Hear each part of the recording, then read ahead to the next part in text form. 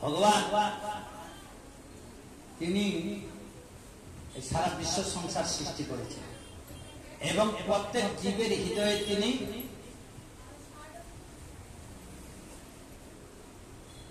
বিষ্ণু রূপে আছে, সাক্ষী রূপে। এখানে তো মায়েরা আছেন, যখন সন্তান যখন মাতৃগর্ভে আসে পিতার কাছ থেকে জীবাত্মা আসে, কিন্তু হৃদয়ে আমাদের দুইজন আছে, জীবাত্মা আছে, পরমাত্মা আছে। সপ্তম মাসেতে পরমাত্মা আছে।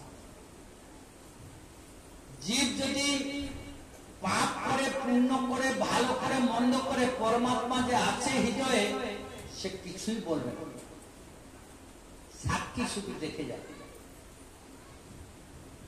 তাহলে ওই জীবকে কে কন্ট্রোল করবে?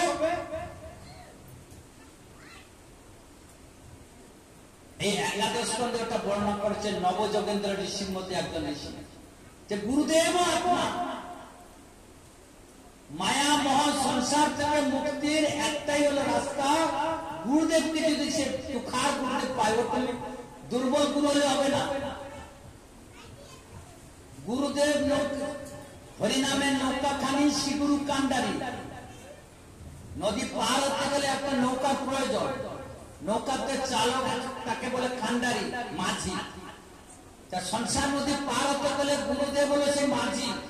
কিন্তু গুরুদেবের যদি নৌকা ছেড়া হয়, সে গুরু নৌকা বাইতে যদি কৌশল না জানে, তাহলে মাঝ নদীতে একটু পাকে পড়ে যাবে, পার করতে আর পারে।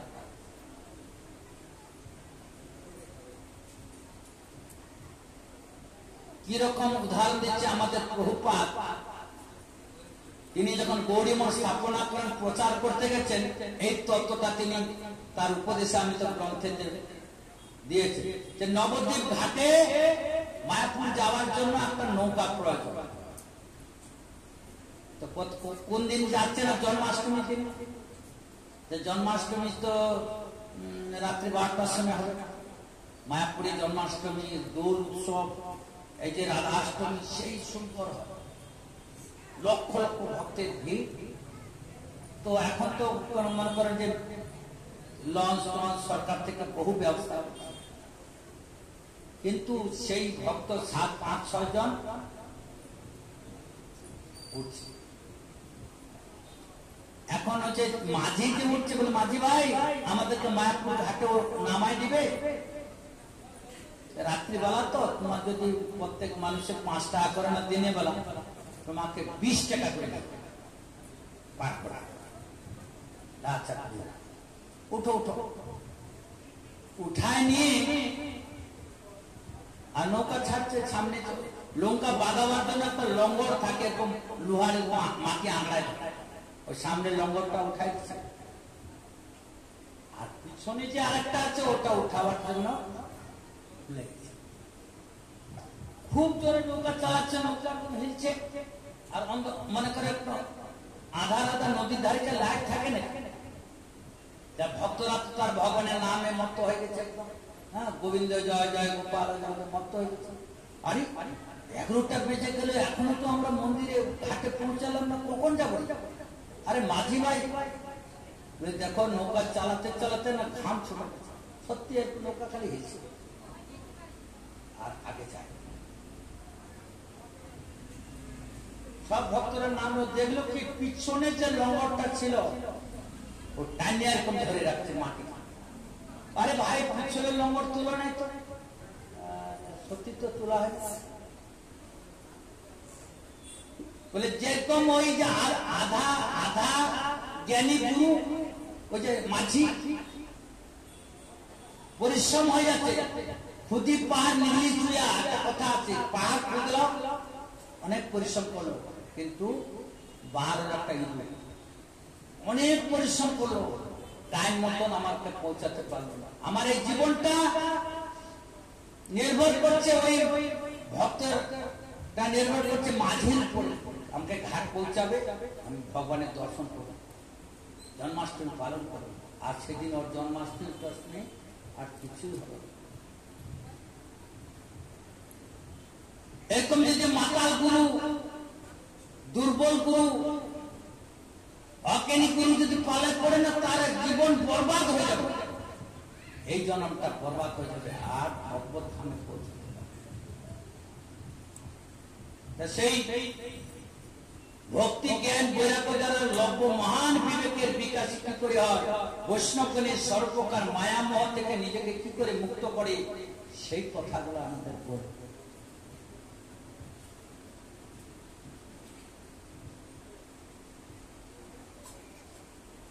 ইহ ঘোর প্রায় জীবশ্চা সুরতাঙ্গতঃ ক্লেশামি ক্লেশাকান্তস্য তস্যৈব শোধনে কিং পরায়ণ তেষাং যৎ ভবিষ্যেয় পাবনাং চ পাবনম কৃষ্ণ প্রাপ্তি করণ সন্ন্যাত সাধবং তদ্বদাধুনা চিন্তামণি লোকসুখং সুরদ্রুম সর্গ সম্পদ পদচ্ছতে গুরু পিত বৈকুণ্ঠ যোগী দুর্লভ। এই ঘোর কলিকালে জীব প্রায় আসনিক স্বভাব পেয়েছে, নানাবিধ ক্লেশ সৃষ্ট জীবকে পরিশুদ্ধ করার সর্বশ্রেষ্ঠ উপায় কি? এই সংসারকে জীবকে শুদ্ধ করার উপায় কি? হে শুদ্ধ, আপনি এমন কোন শাশ্বত সাধন পথের সন্ধান দিন যা সর্বাপেক্ষা কল্যাণকারী পবিত্রকর, আর যা দ্বারা ভগবান শ্রীকৃষ্ণকে পাওয়া যায়। চিন্তামণি কেবল লৌকিক সুখ দিতে পারে আর কল্পবৃক্ষ বড় স্বর্গ সুখ দিতে পারে, কিন্তু গুরুদেব প্রসন্ন হলে ভগবানের যোগে দুর্লভ নিত্য বৈকুণ্ঠ দান দিতে পারে, তাহলে কে শ্রেষ্ঠ? চিন্তামণি কথা জানেন আপনারা? তো চোখে পাইছেন কোনদিন? চিন্তামণির কথা শুনলে তো আপনারা আশ্চর্য হয়ে যাবেন। এই হরিনামকে চিন্তামণির সঙ্গে তুলনা দিয়েছে। আর পরশমণি পারস পাথর আছে, এই যে নেপালে যে শিব ঠাকুর আছে না, যেটা হলো কাঠমান্ডু, ওইটা কিন্তু পারস পাথর। তুমি যদি লোহার লাগাই দাও ওটা সোনা। আমার গুরু মহারাজ গিয়েছিলাম, হাতে হাতে লোহার আংটি ছিল, সেই শিব ঠাকুরকে স্পর্শ করার সুযোগ শোনা।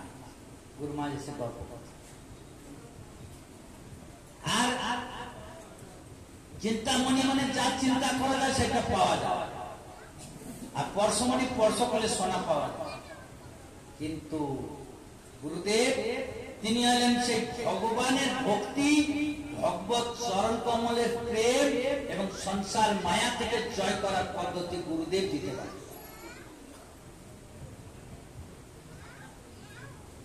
দেবী দেবতার পূজা করতে গেলে প্রসঙ্গ পরে আসবে। দেবী দেবতার পূজা করলে তারা তোমার মনোবাসনা পূরণ করে দেবে।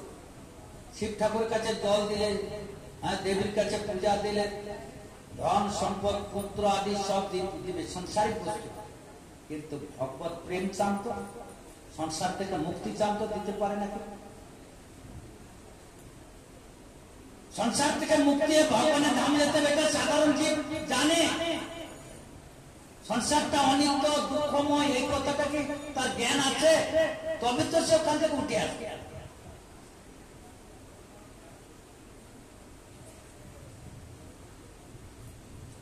আর একটা ছোট্ট উদাহরণ, অর্জুন কৃষ্ণের সঙ্গে কুরুক্ষেত্রে যুদ্ধে গেছে। অর্জুন দেখছে এত সেনা সামন্ত, গুরুদেব ভাই বলে এদের মারতে হবে। হ্যাঁ, কৃষ্ণ আমি রথটা সামনে রেখে দেখি, যখন বলছে আমি যুদ্ধ করবো না, অস্ত্র ত্যাগ করলেন, তখন কৃষ্ণ অনেক বুঝালেন, তাও বুঝতেছে না। যখন কৃষ্ণ কৃপা করলেন, তার বিশ্বরূপ দেখালেন, তখন অর্জুনের মাথা নত। আর সংসারে আমাদের কেন চিত্ত ঈশ্বর প্রতি না? সবাই শুনতেছে ভাগ্য, আর 26 বছর ধরে ভাগ্য ধরছি। অর্জুন বৈষ্ণব ধর্ম গ্রহণ করে হরি ভজন করে হয়েছে, কারণ মূলে হলো সে তেজিয়ান কোন দরকার। সাধু পাওয়া কষ্ট বড় জীবের লাগিয়া, সাধু রূপে কৃষ্ণ আইল নদী আছে। মহাপ্রভু তো না, চাঁদ কাজে কোল ভেঙে দিল, মহাপ্রভু তাকে এমন কৃপা করে দিল, চাঁদ কাজে তার অন্যায় রাস্তা ছেড়ে দিয়ে মহাপ্রভু ভক্ত হয়ে গেল। জগাই মাথায় মদ খেয়েছিল, মেরে দিল, কিন্তু এমন কৃপা করলো নিতাই হরিদাস, জগাই মাথায় সেই রাস্তা থেকে চান করে উঠতে চলে আসে, আর না করিস পার, সাথে সাথে ভক্ত হবে। তো 26 বছর ধরে এখন ভাগ্য হচ্ছে, কয়জন মাথায় ভগবানের ভক্ত হয়েছে। ওই ফুল জল দিয়ে গিয়ে বাড়িতে গিয়ে আবার সেই হয়ে ওই যে সাধারণ ভক্ত হলে হবে না। জীবন সারেন্ডার করে দিতে ভগবত চরণে, ভগবত ভজন করো আর সংসার থেকে তাড়াতাড়ি চলো। এক কৃষ্ণ নামে যত পাপ হরে বাড়িতে সাধ্য আছে অত পাপ করে। হেন কৃষ্ণ নাম যদি হয় বহুবার না হয় প্রেম না হয় তাতে আমি অপরাধ করতু কৃষ্ণ বিস্তার না করে অনেক কৃষ্ণ নাম করতেছে, অনেক জপ করতেছে, কিন্তু তার চোখে না জল আসছে, না গায়ে নাই রোমাঞ্চিত হচ্ছে, না আনন্দ আসছে। তাহলে এরকম কৃষ্ণ নাম করলে হবে না। কৃষ্ণ নাম ভজদেব আসন উঠছে, পলাইতে পথ নেই, জম আছে পিছে, কোথায় পলাই যাবে? এই জন্য ভজন করতে হবে। এবং এই যে সুত গোস্বামী, সুখদেব গোস্বামী মতন মহাপুরুষের মুখ থেকে ভগবত কথা শুনবে, তখন তোমার চিত্ত মায়ার জগৎ থেকে ঈশ্বরের জগতে চলে যাবে। দুর্লভ মনুষ্য জন্ম দেহিনা ঘনভঙ্গুর তৎকাপে দুর্লভনী বৈকুণ্ঠ প্রিয় দর্শন। মনুষ্য জন্ম হলো অনেক দুঃখের পরে পাওয়া যায়। এগুলো কথা বারে একটা মহাত্মা বলতে কথা চলে এসে গেল, বলে দিচ্ছি। অনেক দুঃখের পরে মনুষ্য জন্ম পাওয়া যায়। তারপরে দুর্লভ হলো এই ভাগবত কথা শোনার সুযোগ, এটাও দুর্লভ। ভক্ত সঙ্গ আরো দুর্লভ। এই যে এখানে শিব ঠাকুর আছে, প্রায় জায়গায় শিব ঠাকুরের পূজা হয়। শিব ঠাকুরের রূপ কি শ্মশান ধারে থাকে, ওদের দেবতার শ্রেষ্ঠ। আর ছাই ভৎস মাকে আর মনে করুন বাচ্চা কোন রকম পোশাক টোশাক নাই, বাচ্চার পরে থাকে। কারণটা বৈরাগী রূপটা কি? শিবের যারা ভক্ত হয় তারা হয় ঐশ্বর্যবান, আর কৃষ্ণ ভক্ত হয় তারা হয় গরিব। এর মর্মটা শিবের মাথায় জল দেয়, বাবা ভোলা, বাবা ভোলা বলে জল বেলপাতা দিল। বাবা বলে কি চায়? বেটা লাগবে, ঘর লাগবে, বাড়ি লাগবে, কাপড় লাগবে, চুড়ি লাগবে, শাড়ি লাগবে, টাকা লাগবে না, সরে যা, আমার বিরক্ত করিস না। পঞ্চমকে রাম নাম গান ভজন এসে ব্যর্থ থাকে আর ঐশ্বর্য দিয়ে দেয়। আর কৃষ্ণ ঠাক বাটে থাকে, তার যারা পূজা করে তারা গরিব হয়, সারাদিনে একবার ব্যক্তি মেঘে খায়। কারণটা কি? ঐশ্বর্যতে মত হয়ে থাকবে, বিষয় সুখে মত হয়ে থাকবে, থরি ভজনের সন্ধান পাবে সে। দেহ সুখ, মনসুখ, এই সংসার সুখের মধ্যে শ্মশানে যাওয়ার সময় বল তখন আর কিছু নেই। क्या लेकर तू आया जगत में, क्या लेकर तू जाएगा? আর মুঠি বাঁধে আয়া জগৎ में, হাত खोलके যায়। জগতে যখন আসলো কর্মের মুঠি বেঁধে নিয়ে আসলো, যাওয়ার সময় হাত খোলা। লাভ কি হলো? যখন আমাদের হিন্দু সংস্কারে মহাপুরুষরা আছে, বলছি আরে মরার সময় কমসে কম গঙ্গা জল তুলসী পাতা মুখে দে, মাথার কাছে একটা তুলসী গাছ দে, আর হরিবল হরিবল বলতে বলতে নিয়ে যাও, যদি এর কল্যাণ হয়। মুক্তি দোদাজিতা মুকুন্দ, দেবতারা মুক্তি দিতে পারবে না, সংসার সুখ দিতে পারবে, এই কথাটাকে সাধারণ লোক জানে না। এই যে কয়েকদিন পরে দেবী পক্ষ আসবে, দেবতার পূজা হবে, শাড়ি পড়বে, চুড়ি পড়বে, গহনা পড়বে, দেবতা দেবীর কাছে কি চাই? দেবী সিঁদুর নাও, সন্দেশ নাও, কলা নাও। হ্যাঁ, আমি তো শিলিগুড়ি ওখানে আমার মন্দিরের কাছে মন্দির আছে, এরকম করে মা, আমি এরকম করো কেন না? আমার স্বামীটা পিছিয়ে থাকে, এটা হলো স্বামীর সূত্র হয়ে যায়। হ্যাঁ, আর আমি সংসারে শাড়ি চুরি করে আনন্দে থাকি, ও মুক্তি চাইল। হে মা, সংসার দুঃখেতে ডুবে মরছি, তুমি এই সংসার থেকে আমাকে মুক্তি, এই কথাটা বললো। জানে দেবীর দেবতার কাছে কি চাইতে হয়, দিতে পারবে দেবতা বা দেবী, কিন্তু শিব ঠাকুর পারবে। শিব ঠাকুর বলেন মহামৃত্যুঞ্জয়, বৈষ্ণব, শিবানী বৈষ্ণব, যোগমায়ের রূপে ভগবানের লীলা, মহামায়ার রূপে সংসার লীলা। কিন্তু সাধারণ লোক জানে না। আমি সাক্ষাৎ আমি জানি। আমি কোন দেবী মন্দিরে আমাকে নিয়ে গেছিল, আমি প্রার্থনা গীতা পাঠ শোনাবো, গীতা পাঠ ঝড় এসে গীতা পাঠ বন্ধ হয়ে গেছে। তার পূজারীকে সব বলছে বাবাকে আরেকবার নিয়ে আসছে, গীতা পাঠ শোনো। বাস সেদিন আবার গেছি, গীতা পাঠ করছি। আমি পূজারীকে বলে দিচ্ছি আমার কতগুলো বক্তব্য আছে মায়ের সময়, মা কখন সময় দেবে বলে আমি আসবো। অমূর্ষা রাত্রে 12টার সময় সাক্ষাৎ ভাবে আমাকে তোমার গুরুদেব যে মন্ত্র দিচ্ছে কৃষ্ণ নাম দিচ্ছে এই যথেষ্ট, এতেই তোমার সব হয়ে যাবে, কিন্তু নিয়ম করে পারে যত।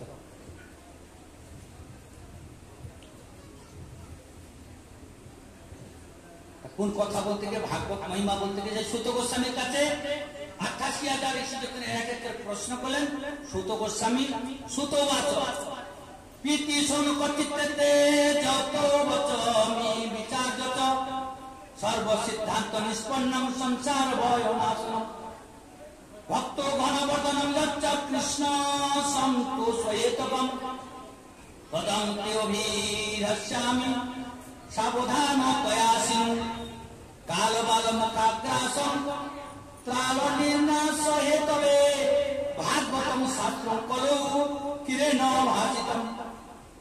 সুত বললেন, শোনো, তোমাদের হৃদয়ে ভগবত প্রেম রয়েছে, তাই আমি বিচার করে তোমাদের সিদ্ধান্তের সার কথা শোনাচ্ছি। জন্ম মৃত্যু ভয় দূর হয়ে যাবে যে কথা শুনি। আমি তোমাকে ভক্তি প্রভাব বুদ্ধিকারী ভগবান শ্রীকৃষ্ণের প্রসন্নতা অর্জনকারী সাধনের কথা বলবো, মন দিয়ে শোনো। সুখদেব কলিযুগে জীবের কালরূপী সর্পের গ্রাস থেকে পতিত হওয়ার মহাভয় থেকে রক্ষা করার জন্য শ্রীমদ ভাগবত শাস্ত্র প্রবচন করেছেন।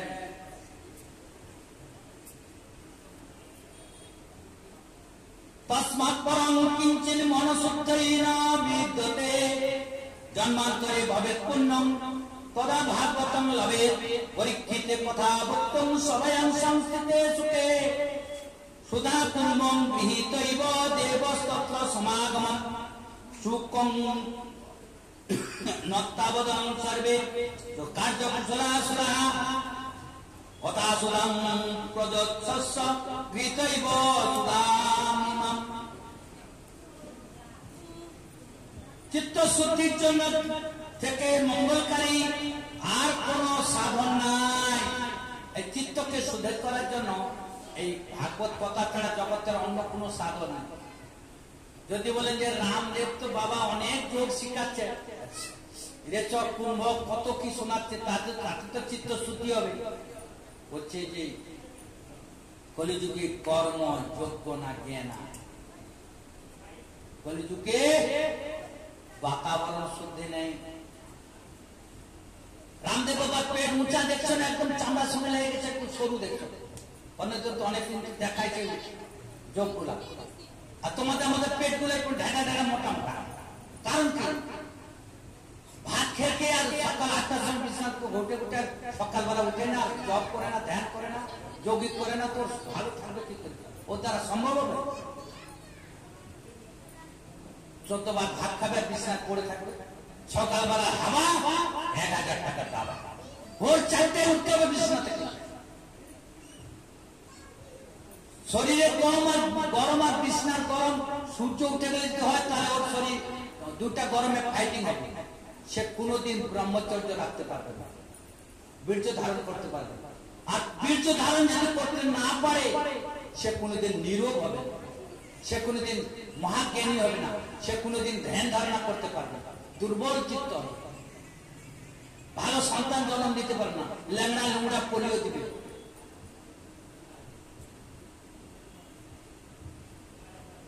সকালবেলা মুক্ত বায়ু পাওয়া যায়, দরজা জানলা খুলে দিয়ে স্নান করে সুন্দর ভগবানের ফুল নিজে হাতে পুষ্প চয়ন করতে হবে, শিশিরটা ওর হাতে লাগবে, খালি পায়ে বাগানে যেতে হবে, মাটিটা ওর পায়ে লাগবে, শরীর ঠান্ডা থাকবে।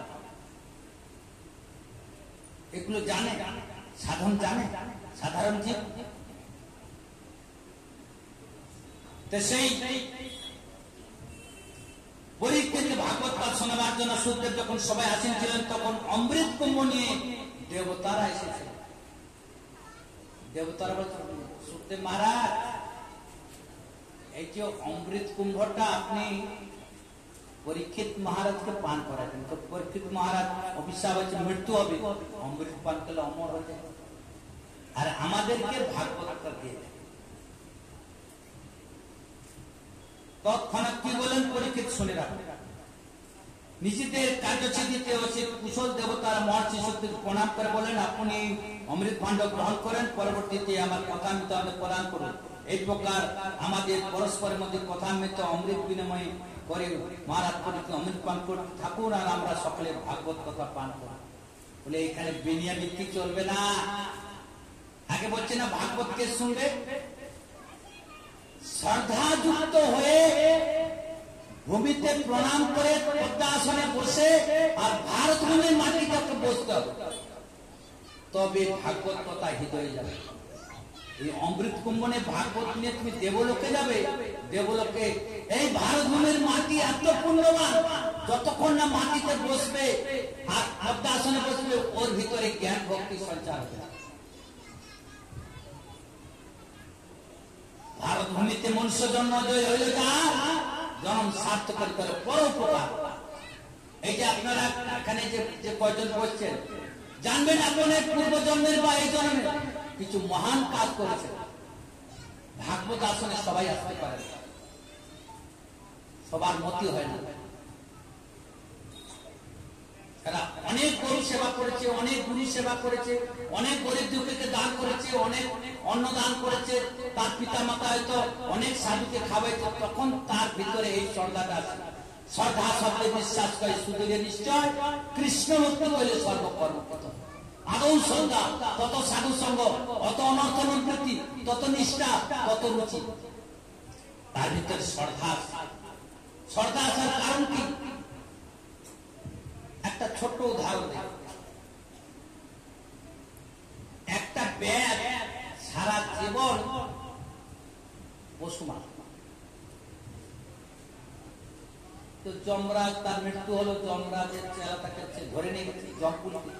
চিত্রগুপ্ত বলছে, চিত্রগুপ্ত দেখো তো এর জীবনটা। বলে মহারাজ এ তো পাপ জনি, জীব হত্যার জীবন গেছে, মহাপাপ। আরে দেখ দেখ, একটা পাপীকে সাজা দেওয়ার আগে তাকে ভালো করে দেখতে হবে। দেখতে দেখতে খাতার কোনাতে একটা লেখা, মহারাজ একদিন না একাদশী তিথি ছিল, সেদিন এ একটা ওই দিঘিটার অপর পারে একটা একটা পাখি ছিল, সে পাখিটাকে তীর ছুঁড়েছিল। তীরটা দিঘির উপর দিয়ে যাওয়ার